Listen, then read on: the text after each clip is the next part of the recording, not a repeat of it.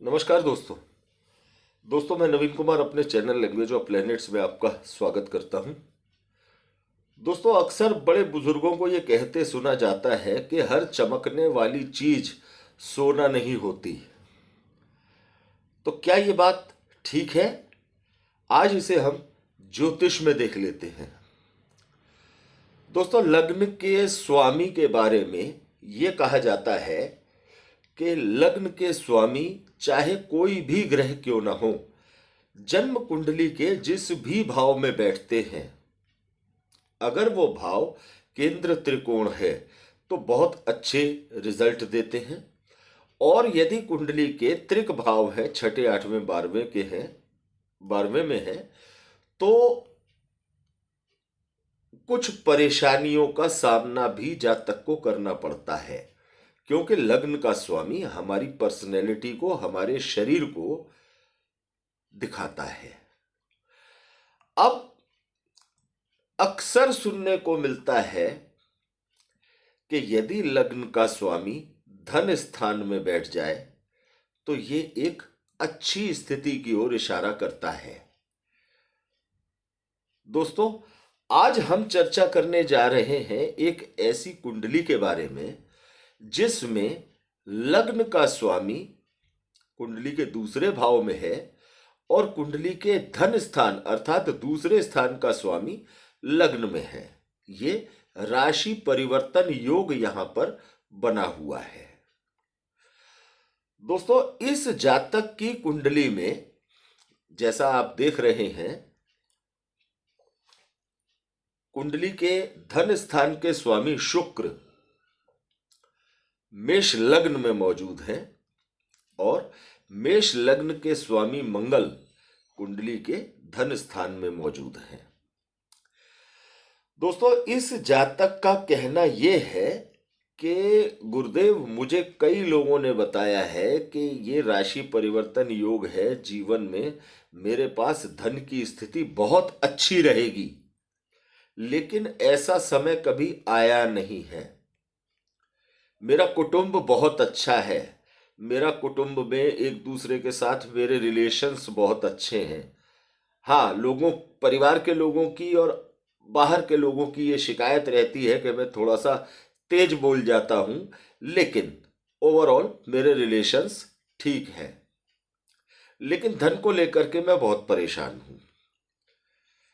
अब यदि इस जातक को किसी ज्योतिष विद्वान ने यह बताया है कि धनेश और लग्नेश का यदि राशि परिवर्तन हो जाता है तो वो एक अच्छी स्थिति की तरफ इशारा करता है, लेकिन फिर भी इस जातक को परेशानियों का सामना धन को लेकर करना पड़ रहा है।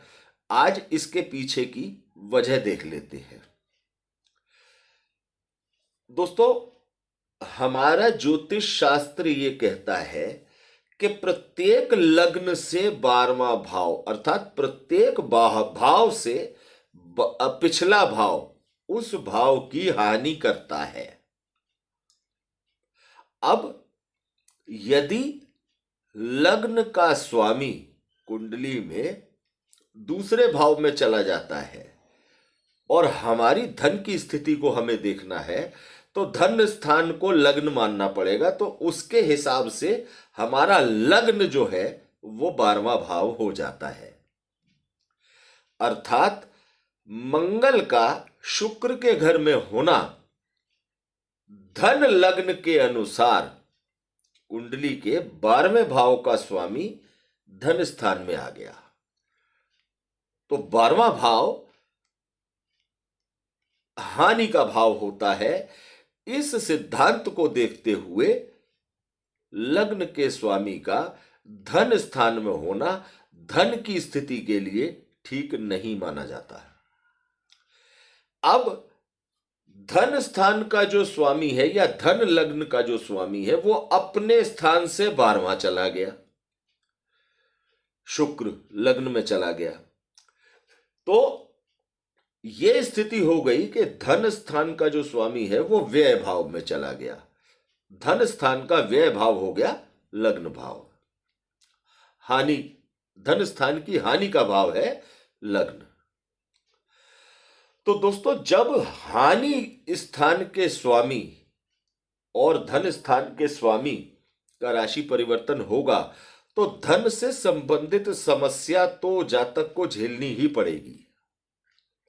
यदि जातक को कोई जुड़ा हुआ धन, कोई संचित किया हुआ धन प्राप्त भी हो जाएगा, तो भी उस धन को बढ़ाने के लिए या उस धन को बचाए रखने के लिए उसे अच्छे खासे संघर्षों का सामना करना पड़ेगा। लग्न के स्वामी का धन स्थान में पहुंच जाना ये दिखाता है कि जातक को अपने कुटुंब के लोगों के लिए धन खर्च करना पड़ेगा, क्योंकि धन स्थान कुटुंब का भाव भी है। अब यदि बात धन स्थान का स्वामी शुक्र कुंडली के लग्न में चला गया, अपने स्थान से 12वां चला गया, तो ये उस संचित धन की हानि दिखा रहा है। अर्थात इस जातक को जो भी धन इस जातक को मिला है विरासत में, या जुड़ा हुआ धन इस जातक को प्राप्त हुआ है, उसमें से भी इस जातक के खर्चे अचानक होने वाले जो इसके एक्सपेंसेस हैं वो इसे परेशान करेंगे।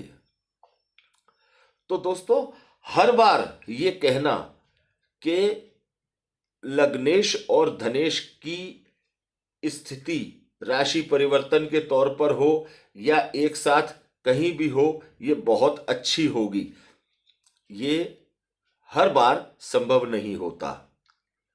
अब मान लीजिए इसी युति को हम देख लेते हैं कि यदि लग्न का स्वामी मंगल और धन स्थान का स्वामी शुक्र कुंडली के 7वें स्थान में जाकर के बैठ जाते हैं। 7वां स्थान इस जातक की कुंडली में तुला राशि है, मेष लग्न तुला राशि है। मंगल अपने घर से 7वां है, ये तो अच्छी बात है, लेकिन अकॉर्डिंग टू धन स्थान शुक्र अपने घर से 6ठा है। तो ये धन की स्थिति के लिए एक अच्छा प्लेसमेंट नहीं है। तो यदि धन स्थान का स्वामी चाहे लग्न में चला जाए, अर्थात अपने भाव से 12वां चला जाए, चाहे अपने घर से 6ठा या 8वां बैठ जाए, ये जातक के साथ धन को लेकर लगातार चल रहे संघर्ष को दिखाता है। तो दोस्तों, जब भी इस तरह की स्थिति जन्म कुंडली के अंदर हो तो उसे अच्छी तरह से जांच लेना चाहिए। धन स्थान और लग्न स्थान के स्वामियों को लेकर आपको ये जानकारी कैसी लगी? यदि अच्छी लगी हो तो ज्यादा से ज्यादा दोस्तों तक इसे शेयर कीजिए, लाइक कीजिए और चैनल को सब्सक्राइब कीजिए। धन्यवाद दोस्तों।